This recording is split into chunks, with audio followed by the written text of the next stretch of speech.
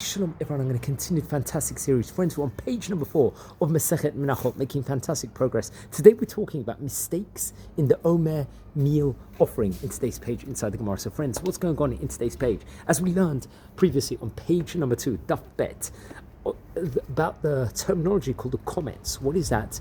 It's a fistful of flour which was taken from most of the meal offering that were brought in the Bet HaMikdash and was placed on the altar. Now, I believe the first Mishnah we learned about that taught in most cases it was done shelo lishma, with improper intentions. If that was the case, let us say, the meal offering remains at that point in time a valid sacrifice, although it is not credited to the owner of the offering, and he will have to bring a replacement for it. So what's interesting is, on today's page of the Gemara, we learn that if Kemitza was done shelo lishma on the Minchat Omer, it is going to be totally invalid, since the purpose of this mincha was to permit the new harvest, and it did not fulfill that specific purpose.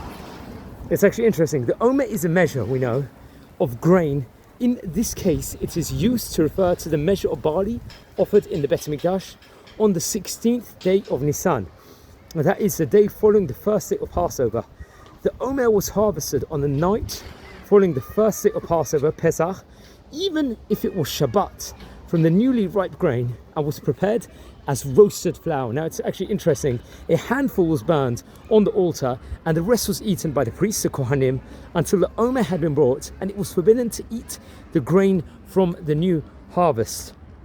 Now we can enter Rava's ruling. He will actually, let's say, which we, as we will see, was very much disputed by other great Gemara Talmudic scholars, Amoraim, and it's based on his own logic and not on any biblical sources. It appears that Rava believes that the Minchat Omer is basically similar to other meal offerings in that improper intentions, if someone has over here, should not affect its validity.